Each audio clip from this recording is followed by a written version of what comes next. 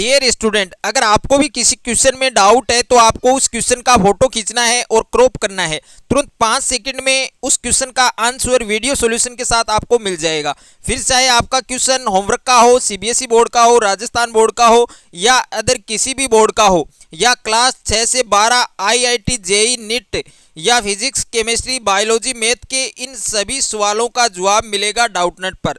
साथ ही डाउटनेट पर क्लास 9 से 12 के बच्चों के लिए लाइव क्लासेज हिंदी मीडियम और इंग्लिश मीडियम में चल रही है। 3 करोड़ से ज़्यादा बच्चे इस एप्लीकेशन पर पढ़ाई कर रहे हैं। डाउटनेट के इस एप्लीकेशन को अभी डाउनलोड कीजिए, लिंक मिलेगा डिस्क्रिप्शन में।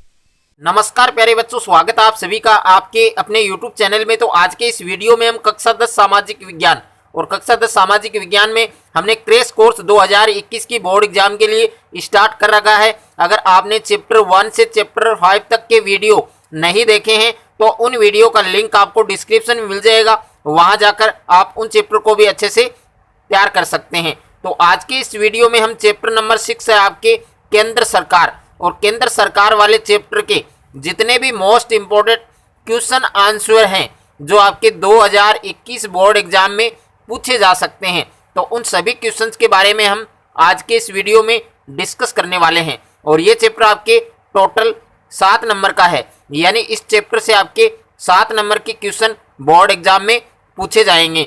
तो वीडियो को आपको शुरू से अंत तक देखना है। क्वेश्चन नंबर 1 आपको दिया है कि भारत के राष्ट्रपति के निर्वाचन एवं पदच्युति की प्रक्रियाओं का वर्णन कीजिए। ये क्वेश्चन आपके रिपीटेड क्वेश्चन है जो बार बार बोर्ड एग्जाम में पूछा जाता है। इस बार 2021 की बोर्ड एग्जाम के लिए वेरी इंपॉर्टेंट क्वेश्चन है, तो इस क्वेश्चन को आपको अच्छे से तैयार करना है। यानी भारत के राष्ट्रपति के निर्वाचन और उनकी जो पदच्युति है उनकी प्रक्रियाओं का आपको वर्णन करना है। तो भारत के राष्ट्रपति की जो निर्वाचन प्रक्रिया है वो सबसे पहले आपको हेडिंग डालना है और उस लाइन को आपको हाईलाइट करना है ताकि बोर्ड एग्जाम में आप अच्छे मार्क्स गेन कर सको।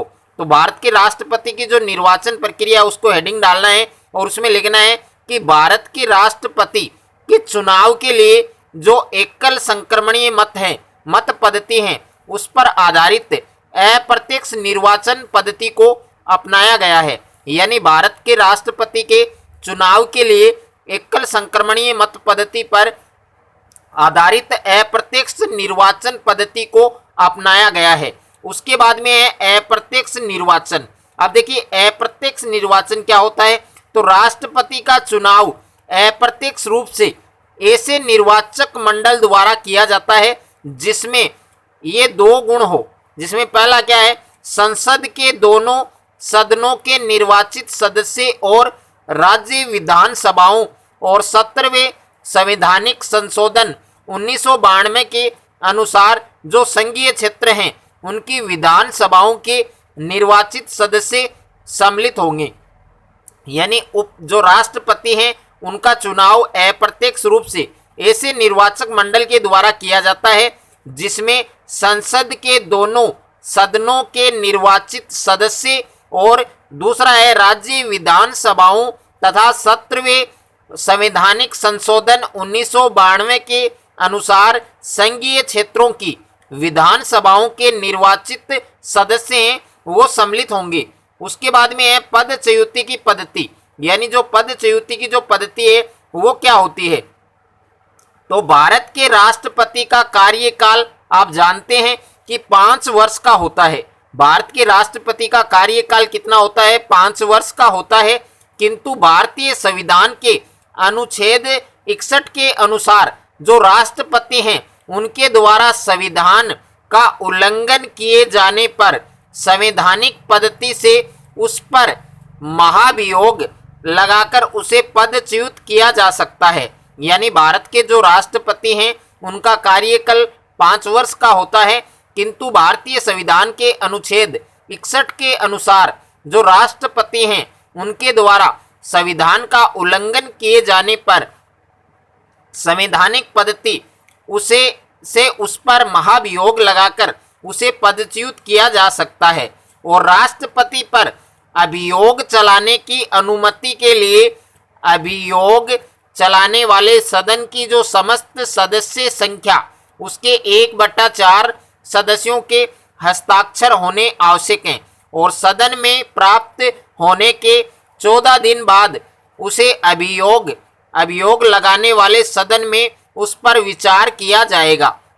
ये भी इम्पोर्टेंट है। और दूसरा, सदन इन अभियोगों की जांच या तो स्वयं या विशेष समिति नियुक्त करके करेगा। तो ये आपको इसमें लिखना है और वेरी वेरी इंपॉर्टेंट क्वेश्चन है।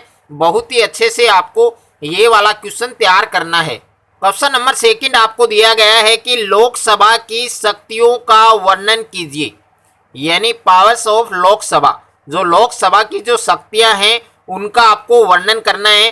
तो लोकसभा की जो फर्स्ट शक्ति है, जो फर्स्ट पावर है, वो क्या है? विधायी शक्ति। अब विधायी शक्ति में मैंने उन लाइन्स को लिखा है, वित्तीय शक्ति में मैंने उन लाइन्स को लिखा है, और कार्यपालिका पर नियंत्रण, इनमें मैंने उन लाइनों को लिखा है। यानी बहुत ही अच्छे से मैंने इस क्वेश्चंस को, इसके आंसर को तैयार किया है। अगर आप ऐसा का ऐसा आंसर बोर्ड एग्जाम में लिखते हो तो आपको पूरे मार्क्स लाने से कोई नहीं रोक सकता है। और एकदम इजी तरीके से मैंने, एकदम शानदार तरीके से मैंने इनको लिखा है ताकि आपको याद करने में किसी भी प्रकार की कोई समस्या का सामना नहीं करना पड़े।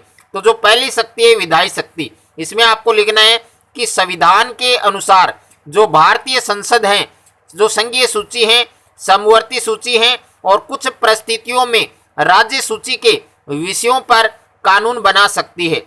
और साधारण अवित्तीय विधेयकों और संविधान संशोधन विधेयक लोकसभा या राज्यसभा दोनों में से किसी भी सदन में प्रस्तावित किए जा सकते हैं।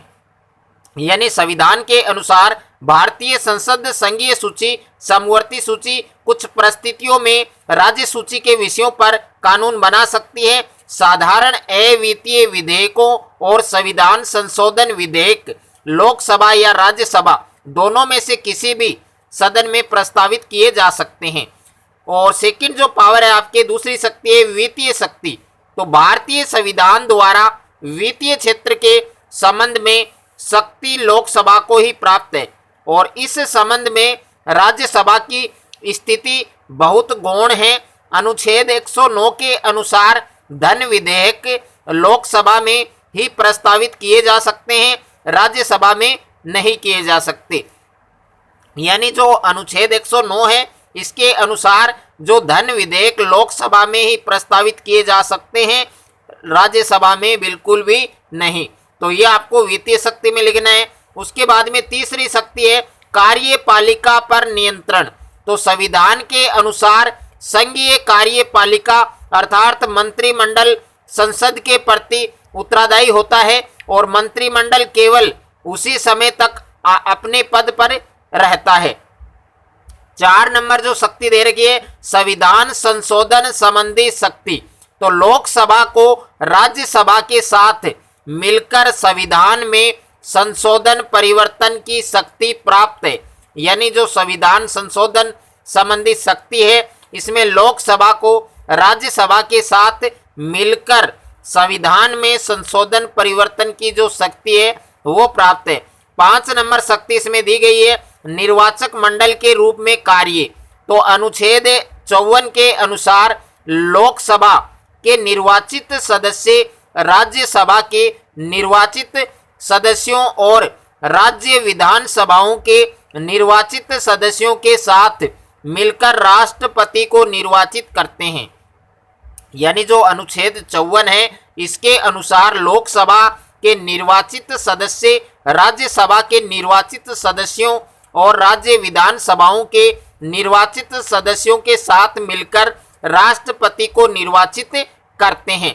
तो बहुत ही अच्छे से आपको ये तैयार करना है और वेरी वेरी इंपॉर्टेंट क्वेश्चन है। इस बार 2021 की बोर्ड एग्जाम के लिए क्वेश्चन नंबर 2 भी आपके महत्वपूर्ण प्रश्न है, तो अच्छे से आपको तैयार करना है। क्वेश्चन नंबर 3 है आपके केंद्रीय मंत्रिमंडल की शक्तियों का वर्णन कीजिए। ये क्वेश्चन रिपीटेड है, बोर्ड एग्जाम में आ चुका है। राजस्थान बोर्ड एग्जाम 2019 में, 18 में, 17 में, 12 में सभी एग्जाम में पूछा जा चुका है और जो सप्लीमेंट्री एग्जाम है उसमें काफी बार रिपीट हो चुका है। इसलिए वेरी वेरी इंपॉर्टेंट क्वेश्चन है, अच्छे से आपको तैयार करना है। प्रश्न क्या दिया गया है कि केंद्रीय मंत्रिमंडल की जो शक्तियां हैं जो पावर्स हैं उनका आपको वर्णन करना है।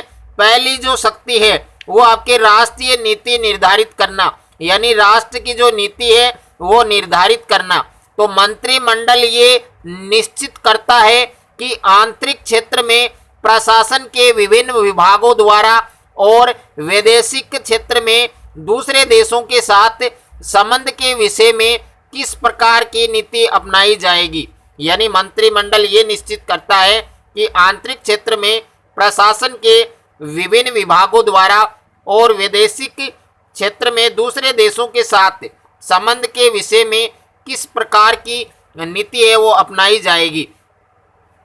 सेकंड नंबर जो शक्ति है वो है कानून निर्माण पर नियंत्रण, यानी कानून निर्माण पर क्या नियंत्रण किया जा सकता है। तो मंत्रिमंडल द्वारा कानून निर्माण के कार्य का भी नेतृत्व किया जाता है और मंत्रिमंडल द्वारा नीति निर्धारित कर दिए जाने के बाद उनके द्वारा ही विधि निर्माण का कार्यक्रम है वो निश्चित किया जाता है। यानी मंत्रिमंडल के द्वारा कानून निर्माण के कार्य का भी नेतृत्व किया जाता है और मंत्रिमंडल द्वारा नीति निर्धारित कर दिए जाने के बाद उनके द्वारा ही विधि निर्माण का कार्यक्रम निश्चित किया जाता है। 3 नंबर शक्ति आपके राष्ट्रीय कार्यपालिका पर सर्वोच्च नियंत्रण। तो सैद्धांतिक दृष्टि से संघ सरकार की समस्त कार्यपालिका शक्ति राष्ट्रपति के हाथों में है और मंत्रिमंडल में विभिन्न विभागों के अध्यक्ष होते हैं और वो अपने विभागों का क्या करते हैं, संचालन करते हैं। उसके बाद में है वित्तीय कार्य।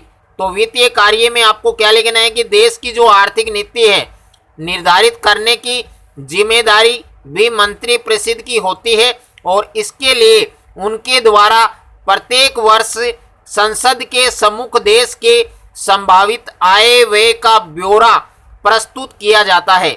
यानी आय व्यय का जो बजट है वो प्रस्तुत किया जाता है वित्तीय कार्य के अंतर्गत। उसके बाद में है नियुक्ति संबंधी कार्य। तो नियुक्ति संबंधी कार्य में आपको क्या लिखना है कि संविधान के द्वारा राष्ट्रपति को जिन पदाधिकारियों को नियुक्त करने की शक्ति मिली है, यानी संविधान के द्वारा राष्ट्रपति को जिन पदाधिकारियों को नियुक्त करने की शक्ति मिली है वह व्यवहारिक रूप से इन पदाधिकारियों की नियुक्ति मंत्रिमंडल के द्वारा ही होती है।